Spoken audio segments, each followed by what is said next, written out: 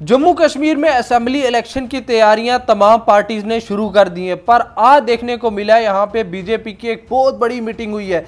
2000 के करीब इनके वर्कर्स थे जो आज जम्मू के हेडक्वार्टर आए हुए थे, बीजेपी हेडक्वार्टर जम्मू में आए हुए थे, जिन्हें एक बहुत बड़ी मीटिंग हुई है। यहाँ पे आपको बता दूं, इस मीटिंग में 2000 वर्कर्स जोरी पुंछ से और कश्मीर से और दीगर जो भी जगह हैं वहाँ से आकर उनने ये बड़ी मीटिंग अटेंड की है। इसमें बड़े बड़े लीडर्स आए हुए थे, इसमें जो जेपी नड्डा हैं वो आए हुए थे, और यहाँ पे पार्टी के प्रेसिडेंट रविंदर रैना साहब थे और डॉक्टर जतिंदर सिंह थे जो अभी एमपी बने हैं उधमपुर डोडा वाली सीट से, और तमाम जो भी बाकी बड़े बड़े लीडर्स थे वो सब आए हुए थे। जितने भी इनके पार्टी के तमाम नेता थे वो सब आए हुए थे, कश्मीर से आए हुए थे। आप ये सोचें कि इतनी बड़ी मीटिंग हुई है, 2000 लोग, 2000 वर्कर्स इनके आए यहाँ पे। स्ट्रेटजी क्या है? सब सोच रहे ऐसा क्या पक रहा है कि असेंबली इलेक्शन सच में आने वाले हों। अभी तक तो लोगों को डाउट ही है कि असेंबली इलेक्शन क्या पता एक्सटेंड हो जाए, 2026 में हो।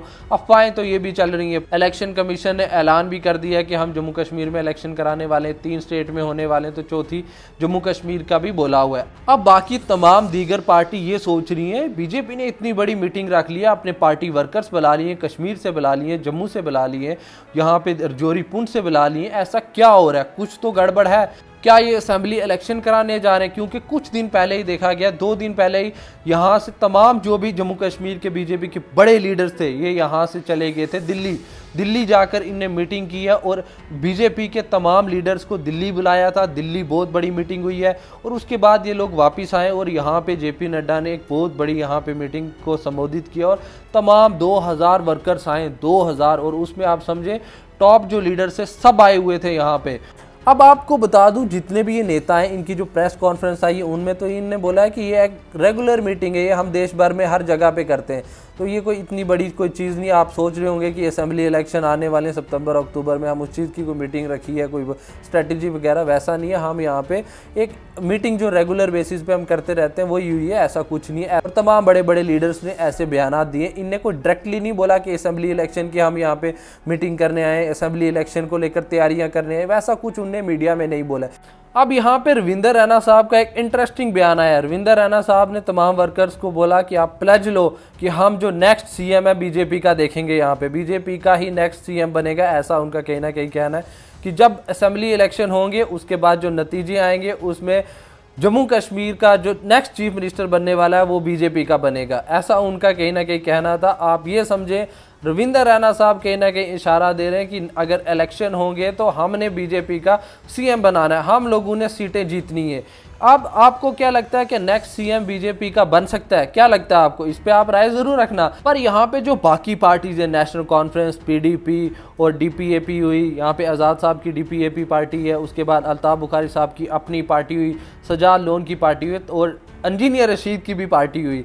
ये तमाम जो भी पार्टीज़ हैं इनकी तो स्ट्रेटजी शुरू हो गई है, ये भी लोग तैयारियों में लगे हुए हैं। यहाँ पे नेशनल कॉन्फ्रेंस मीटिंग कर रहा है, अपने जो मैनिफेस्टोज हैं वो बना रहे हैं। और आपको बता दूं यहाँ पे बीजेपी क्या सोच रही है, बीजेपी सोच रही है कि यहाँ पे नेशनल कॉन्फ्रेंस का उमर अब्दुल्ला हरा दिया बारामूला से, वो हार गया वहाँ से।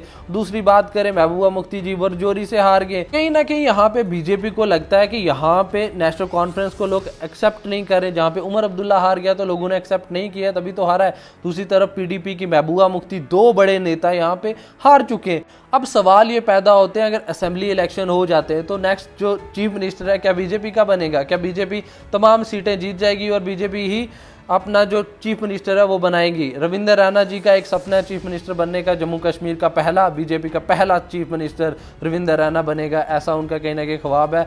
क्या ये ख्वाब पूरा होगा, या फिर यहाँ पे नेशनल कॉन्फ्रेंस के उमर अब्दुल्ला, क्या फारूक अब्दुल्ला या कोई और, या फिर यहाँ पे पीडीपी की जो महबूबा मुफ्ती जी हैं वो बनेगी, या फिर डीपीएपी और अपनी पार्टी का कोई चांसेस हैं? आपको बता दूं बीजेपी सोचकर चल रही है जम्मू वाले रीजन से हमने ज़्यादा सीटें जीतनी है। अब बात करें अगर हम दूसरी तरफ, यहाँ पे जो जोरी पुंछ हुआ, कश्मीर वैली हुई, यहाँ पे देखा जाता है कि यहाँ पे जो तमाम पार्टीज हैं जैसे कि नेशनल कॉन्फ्रेंस, पीडीपी, अपनी पार्टी, डीपीएपी, इन लोगों का यहाँ पे दबदबा रहेगा। ये मैं आपको अभी से बता रहा हूँ, डोडा, किश्तवाड़, ये पार्टीज ज़्यादा सीटें जीतेंगी। पर यहाँ पे आपको बता दूं, यहाँ पे चांसेस ऐसे होंगे अल्ताफ बुखारी कुछ सीटें ले जाएगा, उसके बाद यहाँ पे ले जाएंगे डीपीएपी के कैंडिडेट भी कुछ तो सीटें जीतेंगे यहाँ पे। उसके बाद आपको बता दूं यहाँ पे जो इंडियन अलायंस है जिसमें कौन कौन है, यहाँ पे पीडीपी भी है, यहाँ पे एनसी भी है, यहाँ पे कांग्रेस भी है। ये जो इंडियन अलायंस है ना, ये सोच रहा है कि हम बड़े स्ट्रांग है तो हम भी कुछ सीटें जीतेंगे, तो हम तीनों मिलकर सरकार बना लेंगे। अभी तो इनमें एक टाइप से लड़ाइयाँ चल रही हैं, यहाँ पे पीडीपी और नेशनल कॉन्फ्रेंस की तो एक टाइप से, यहाँ पे जब लोकसभा के इलेक्शन हुए ये तो अलग अलग थे, अब जब असेंबली इलेक्शन आएंगे ना ये जुड़ जाएंगे। आपको इनकी स्ट्रेटेजीज मैं अभी से बता रहा हूँ। जब इंडियन अलायंस का आगे जो स्ट्रेटेजी होंगी ना असेंबली इलेक्शन के लिए, ये तीनों पार्टी जो कांग्रेस हुई, नेशनल कॉन्फ्रेंस हुई, पीडीपी हुई, ये एक साथ होकर इलेक्शन लड़ेंगे। मैं आपको अभी से बता रहा हूँ। उसके बाद ये सोच रहे हैं कि हम तीनों एक हैं। और दूसरी तरफ मैं आपको बता दूं, बीजेपी का ये मानना है हम कुछ सीटें जीत जाते हैं, कुछ ज़्यादा सीटें जीत जाते हैं, और हम जो बाकी अल्ताफ बुखारी की जो समझे अगर 5, 7, 8, 10 कितनी भी सीटें जीतते हैं वो भी हमारे साथ आ जाएंगी। और बात करें आज़ाद साहब की, क्या पता आज़ाद साहब भी इनके साथ आ जाएं तो ये एक सरकार बन जाए। यहाँ पे कंपटीशन ऐसा होगा कि यहाँ पे national conference, India alliance, PDP एक हो जाएगा ग्रुप, दूसरा ग्रुप हो जाएगा यहाँ पे देखा जाएगा कि बीजेपी, डीपीएपी हुई या फिर अपनी पार्टी हुई, सजाद लोन हुआ, ये अलग हो जाएगा ग्रुप। आपको बता दूं इलेक्शन के दौरान ये नहीं साथ हो जाएंगे, ये मैं आपको अभी से बता देता हूँ। ये जो डीपीएपी हुई या फिर हुई अल्ताफ बुखारी साहब की पार्टी या फिर यहाँ पे हुई बीजेपी, ये जब असेंबली इलेक्शन लड़ेंगे ये अकेले अकेले लड़ेंगे। उसके बाद जब सीटें जो जीतेगा ना उसके बाद ये तय करेंगे कि कौन सी तरफ जाना है, कौन सी सरकार बननी है। जैसे आपने देखा था पीडीपी ने जब यहाँ पे नेशनल कॉन्फ्रेंस ने सीटें जीती हुई थी, पीडीपी का साथ चाहिए था तो सरकार बन जाती। पीडीपी ने चूज किया बीजेपी को अपने साथ रखकर सरकार बनाने का, तो उन्होंने सरकार बनाई। तो उसके बाद आपको पता है क्या क्या हुआ। पर आपको बता दूं यहाँ पे इनकी स्ट्रेटजी यही चल रही है, बीजेपी सोच रही है जम्मू रीजन से सीटें जीत जाते हैं बहुत ज़्यादा, और दूसरी तरफ कश्मीर वाले रीजन से अगर अपनी पार्टी डीपीएपी, आज़ाद उम्मीदवार या फिर सजाद लोन काफ़ी ज़्यादा सीटें जीत जाते हैं, अगर ये भी सीटें ले रहे हैं यहाँ पे नेशनल कॉन्फ्रेंस और पीडीपी का वोट तोड़ दें और ये कुछ सीटें जीत जाएं, तो इनको हम लोग अपने साथ जोड़ जाएंगे और उसके बाद बनेंगे हम यहाँ के नेक्स्ट चीफ मिनिस्टर बन जाएगा हमारी पार्टी का। पर यहाँ पे आपको बता दूँ ये स्ट्रेटेजी भी फेल होगी। यहाँ पे जो नेक्स्ट अगर सीएम भी बनेगा ना तो वो ये जो पार्टीज होंगी ना यहाँ पे, ये अगर अपनी पार्टी के सीटें आ जाती हैं अच्छी खासी या फिर डीपीएपी की पार्टी की काफ़ी सीटें आ जाती है, वो कहीं ना कहीं चीफ मिनिस्टर की कुर्सी पे बैठने के सपने देखेंगे, नहीं तो वो आएंगे नहीं इनके साथ। ये मैं आपको अभी से बता रहा हूँ। वो लोग बोलेंगे हमें चीफ मिनिस्टर की कुर्सी पे बैठाओ तो ही हम आपके साथ आएंगे, पर नहीं तो हम नहीं आने वाले। ऐसा उनका कहीं ना कहीं स्ट्रेटेजी होगी, ऐसा मुझे लगता है। ये मेरे एक थॉट्स हैं जो मैं आपको बता रहा हूँ। जम्मू कश्मीर की पॉलिटिक्स में ऐसा भी हो सकता है। अब आप ऐसा सोच लें कि किसी एक पार्टी के पास काफ़ी ज़्यादा नंबर आ सकते हैं। यहाँ पे अगर गुलाम नबी आज़ाद साहब के पास काफ़ी ज़्यादा नंबर आ जाते हैं तो उनको किसी और पार्टी का भी सहारा लेना पड़ेगा सरकार बनाने के लिए, क्योंकि अगर उनको सरकार बनाने के लिए जो प्रॉपर नंबर चाहिए होते हैं वो नहीं है तो फिर उनको एक किसी सरकार की, एक किसी पार्टी की मदद लेनी पड़ती है। अल्ताफ बुखारी के पास अगर वो नंबर होते हैं तो ये दोनों मिलकर सरकार बना लेंगे, या फिर बीजेपी के पास उतने नंबर होते हैं तो ये दोनों सरकार बना लेंगे। फॉर एग्जांपल अगर बीजेपी के पास काफ़ी ज़्यादा सीटें आ गई हैं तो उनको सरकार बनाने के लिए 15 सीटें चाहिए या फिर 10 सीटें चाहिए। जो नंबर पड़ा हुआ है अल्ताफ बुखारी या फिर गुलाम नबी आज़ाद साहब के पास या फिर वो पुराने दोस्त जो पीडीपी थी, तो इनके पास, इन तीनों में जिनके साथ इनकी बनेगी स्ट्रेटेजी तो वो उनको लेकर आएंगे तो सरकार बना लेंगे।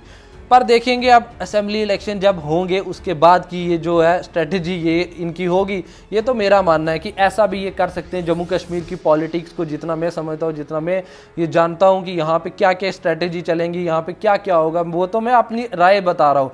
बाकी आप सबका क्या कहना है कि जो आज मीटिंग हुई है, क्या असेंबली इलेक्शन सच में होने वाले हैं? क्या जम्मू कश्मीर में जो तमाम पार्टीज़ अपनी तैयारियां तो पकड़ रही हैं, इलेक्शन कमीशन ने भी अपनी तैयारियां पकड़ी हुई हैं, पर जो ये पार्टीज़ ने अपनी अपनी तैयारियां पकड़ी हैं, जो आज इतनी बड़ी मीटिंग हुई है जिसने तमाम बाकी पार्टीज़ को हिला के रख दिया, वो तो सोच रहे हैं इलेक्शन हो रहे हैं भाई, निकालो स्ट्रेटजी शुरू करो। पर मैं आपको बता दूं जम्मू कश्मीर में असेंबली इलेक्शन होने जा रहे हैं और इसके बारे में हम बात करते रहेंगे। आप लोग मेरे साथ जुड़े रहना। बाकी आप सबका बहुत बहुत शुक्रिया मेरी ये वीडियो देखने के लिए।